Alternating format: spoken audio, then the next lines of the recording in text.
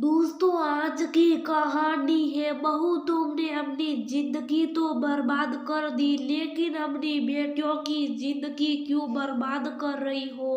दोस्तों, कहानी शुरू करने से पहले अगर हमारे चैनल को सब्सक्राइब नहीं किया हो तो कर लीजिए, ताकि आपके पास पहुंचे हर रोज नया वीडियो।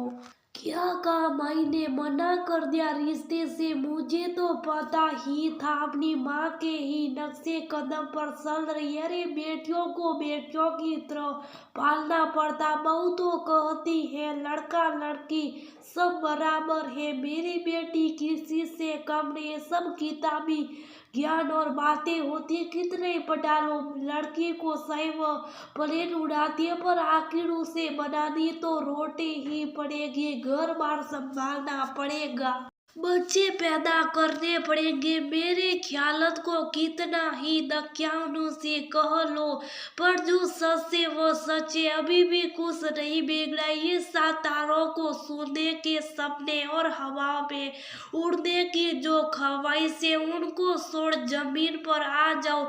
लड़की कितनी भी पढ़ लिख जाए, पर आज भी सभी को बहू वैसी ही चाहिए होती है, जो घर गृहस्थी संभाले और रिश्ते निभाए। आज भी एक आदर्श और संस्कारी बहू ही चाहते हैं सब लोग। कमला जी ने वीडियो कॉलिंग पर अपने बेटे रवि से कहा, क्या माँ तुम फिर वही सब बातें लेकर बैठ गई?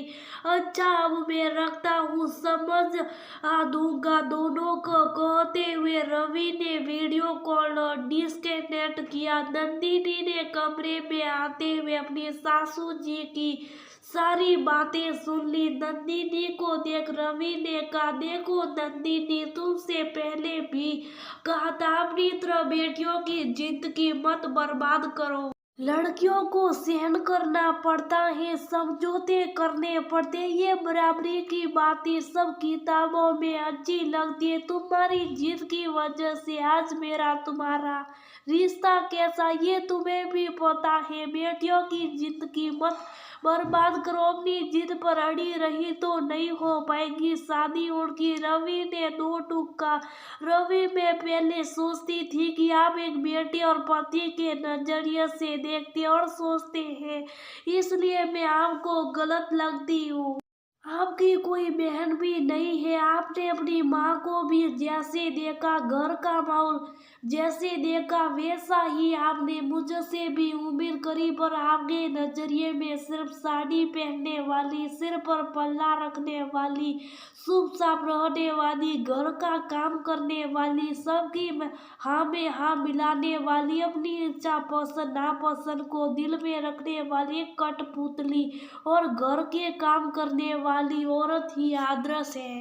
मैंने भी अपनी तरफ से पूरी कोशिश की इस घर को अपना बनाने के लिए, सबको प्यार सम्मान देने की, पर मुझे क्या कहा गया, बहू हो बहू की तरह रहो। हमारे यहाँ की बहू ऐसा ही नहीं करती है। हमारे यहाँ ऐसे रिवाज थे, क्या मांगा था मैंने अपनी पसंद से सलीकेदार कपड़े पहनने का तो बोला, अपनी पसंद का खाने पीने के लिए बोला, घर में निर्णयों में शामिल करने के लिए बोला, पर शायद तुम्हारे घर में ये बहुत बड़ी बात थी। बेटा अगर पत्नी को बताकर बाहर जाए, बेटा अगर पत्नी के साथ हंसकर बाहर करे, बेटा अगर पत्नी से पूछे कि तुम्हारी क्या पसंद है, बेटा यदि अपने निर्णय में पत्नी को शामिल करे तो उसे जोरू का गुलाम कहा जाता। बहू अपनी बात रखे, गलत का विरोध करे तो उसे जुबान चलाने वाली बहू कहा जाता है। बहुत कोशिश करी रवि, मैंने एक अच्छी बहू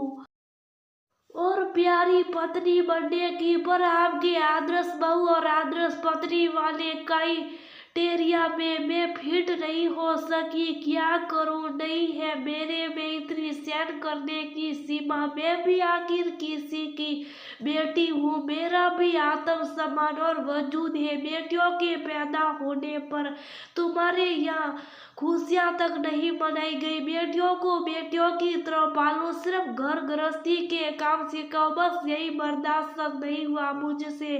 रवि एक औरत, पत्नी और बहू बनकर हर तिरस्कार, हर अपमान सहन कर लेती है, समझौता कर लेती है, पर जब बात अपने बच्चों पर आती है तो एक पल भी अपने बच्चों के लिए कुछ भी गलत बर्दाश्त नहीं कर पाती है। मैंने भी विरोध किया, पर क्या हुआ, मम्मी जी पापा जी ने मुझे एक असंस्कारी बहू का तमगा दे दिया। तुम्हारे माता पिता खुश नहीं रहे तो मेरे और तुम्हारे भी रिश्ते बिगड़ गए। आज भी वे मेरी बेटियों को एक माता पिता की नजर से नहीं देख रहे और पोतियां हैं उनकी, कैसे बोल सकते हैं, ऐसा कैसे सोच सकते हैं।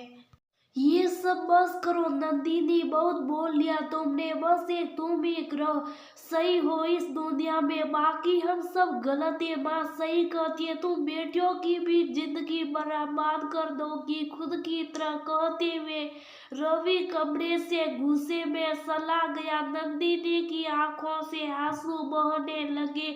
शुभ शाम आकर बार बालकनी में बैठ गए। अक्सर यही हरे भरे पेड़ पौधों और खिलते फूलों के बीच एक सुकून भरा कोना मिलता उसे, जहाँ वो अपने दिल की हर बात खुद से ही कह देती है, अपने अंदर के दर्द को आंसुओं में निकाल देती है। पिछले 25 सालों में सब कुछ तो छूट गया, सब कुछ तो टूट गया है ना।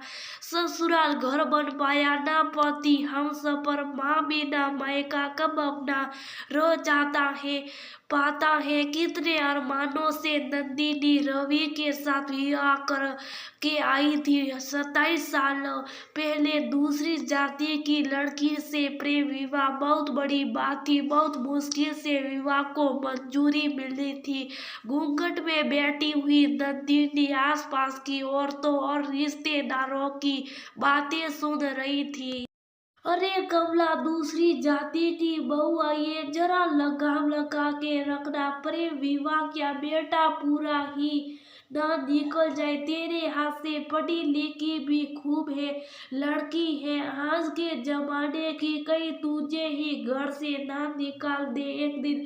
पड़ोसन ने हंसते हुए कहा, कमला तुमने बहुत दुख झेले, जिंदगी भर एक आदर्श बहू बनकर रही, सास ससुर की कितनी सेवा करी है तूने, एक पल की फुर्सत नहीं मिली तुझे खुद के लिए। बेटे की शादी हुई है, सास बनी है तो रुतबा बनाए रखना, अब आराम से बैठकर सेवा करवाना। कमला जी की सहेली ने हंसते हुए कहा, हाँ अब सिखाऊंगी बहू को भी रीति रिवाज निभाना। हमने तो बहुत किया पर पता नहीं ये कितना करेगी नंदिनी की सासू जी, कमला जी ने कहा। घूंघट में बैठी नंदिनी का दिल घबरा गया। एक और औरत होकर दूसरी औरतों के लिए ऐसे विचार और नजरिया कहते हैं कि पहले से किसी के बारे में धारणा बना लो तो वो विचार भी वैसे ही हो जाते हैं। माना कि सासू जी अपने समय में एक दुखियारी बहू थी, पर क्या वैसा ही दुख वो अपनी बहू को भी देगी। बहू से सास बनती ये नजरिया क्यों बदल जाता। आखिर नंदिनी को ससुराल में प्रवेश तो मिल गया था, पर ससुराल वालों ने अभी भी दिल से उसे अपनी बहू मानकर अपनाया नहीं था। दूसरी जाति की होने के कारण रस्म रिवाज सिखाने, परंपरा को निभाने के नाम पर बांध दिया था उसको। और नंदिनी ने रवि पर भरोसा करके सिर्फ प्यार की खातिर अपने सपनों, अपनी ख्वाहिशों को छोड़ अपने ससुराल वालों की ख्वाहिशों और पसंद नापसंद को अपना लिया था। अपने परिवार के खातिर नौकरी नहीं करी, सोचा अपने समय और प्यार दूंगी तो शायद इस घर के लोगों के दिल में जगह बना सकूं, पर दिल में जगह तो दूर, वो अपने पति को भी दिल से ना पा सकी। सास ससुर पुत्र मोह में अंधे थे तो पति पत्नी के बीच भी गलत फहमियों की दीवार और दूरियां बढ़ने लगी थी। पर बेटियों के लिए नंदिनी ने आवाज उठाई, उनके सपने पूरे करे, उनकी ख्वाहिशों को पंख दिया। पर इसका नतीजा ये हुआ कि बोलने पर ससुराल वालों के साथ रिश्तों में खटास आ गई, दिलों में दूरियां बढ़ गई। देखने में तो बहुत छोटी सी बात थी। सास अगर एक माँ की नजर से देखती, ससुर अगर एक पिता की नजर से देखते, तो शायद किसी और की बेटी को दिल से अपना पाते। सिर्फ रीति रिवाजों के नाम पर झूठे दिखावे और अपने अहम के लिए बहू को बांध दिया। और बहू ने भी अपने नजरिए में बदलाव करके फिर माता पिता नहीं, सिर्फ सास ससुर मान लिया। समय बदल गया, रिश्ते बदल गए, पर आज भी सास ससुर के विचार और नजरिया नहीं बदल पाया। आज 27 साल बाद भी नंदिनी की बेटी माई को उन्हीं बातों से 2 साल होना पड़ा। माई एक शिक्षित समझदार लड़की है, वो एयरफोर्स में डॉक्टर है, साथ ही वो प्रोफेशनल पायलट भी है। बचपन से उसका सपना था आसमान में उड़ने का। पढ़ाई के साथ उसने अपना सपना पूरा किया।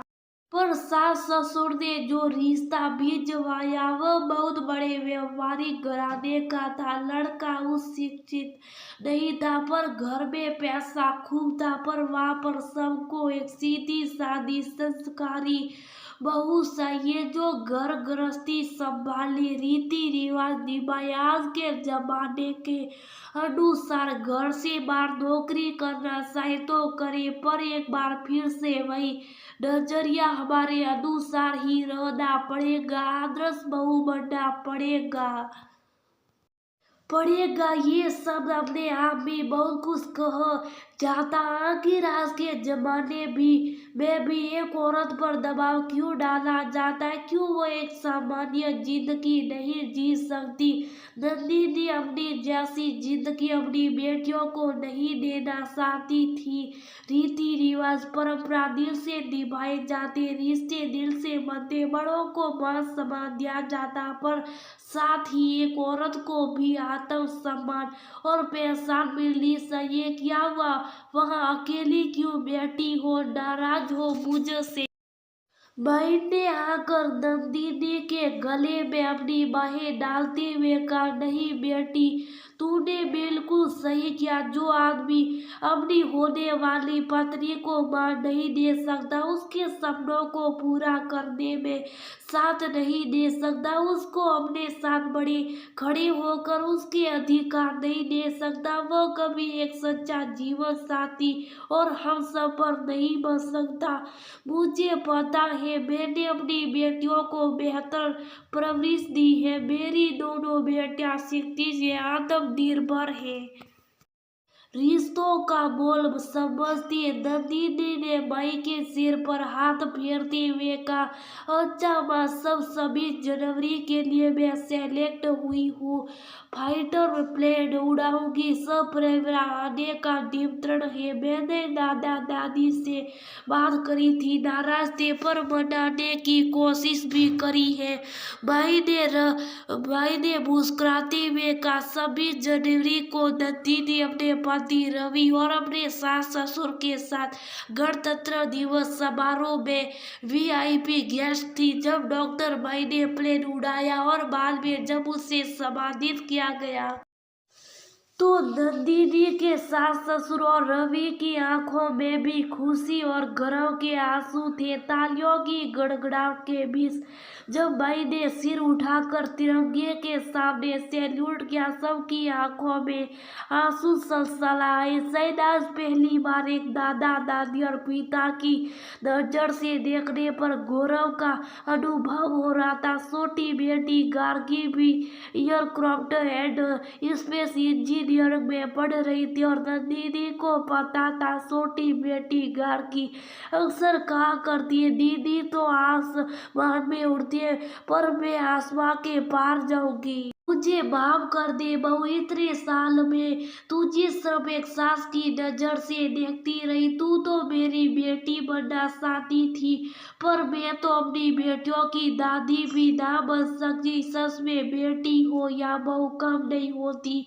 रवि और नंदिनी के ससुर जी की आंखों में भी शर्मिंदगी का भाव था। रवि नंदिनी से माफी मांगना चाहता था, पर 27 सालों का दर्द, उदासी और तन्हाई एक पत्नी के लिए भूलना बहुत मुश्किल होती है। माँ, पापा, दादा, दादी ये है। फ्लाइट और लेफ्टिनेंट डॉक्टर अभिमन्यु श्रीवास्तव। नंदिनी ने देखा मैं एक लंबे सुंदर संजीले यूनिफॉर्म पहने शानदार व्यक्ति वाले व्यक्ति से परिचय करवा रही थी। अभिमन्यु के माता पिता भी आर्मी थे, साथ में पूरा परिवार था। कुछ देर की बातचीत और एक माँ के रूप में कुछ आवश्यक प्रश्नों का उत्तर पाकर नंदिनी खुशी से खिल उठी। उसे आखिर अपनी बेटी के लिए एक सच्चा हमसफर और प्यार भरा परिवार मिल ही गया था। अभिमन्यु और उसके माता पिता के नजरिए ने मानो नंदिनी की जिंदगी की सारी उदासी और दर्द को एक पल में खत्म कर दिया था। पर क्या एक बहू और पत्नी के रूप में वह दर्द कभी खत्म हो सकता है? ऐसा ही होता जब बेटियों को उनके हिस्से की खुशी, आत्मसम्मान और प्यार भरे रिश्ते मिलते हैं, उनके सपने पूरे होते, सच्चा हम सब पर मिलता है, तो एक माँ को मानो जिंदगी की हर खुशी मिल जाती है।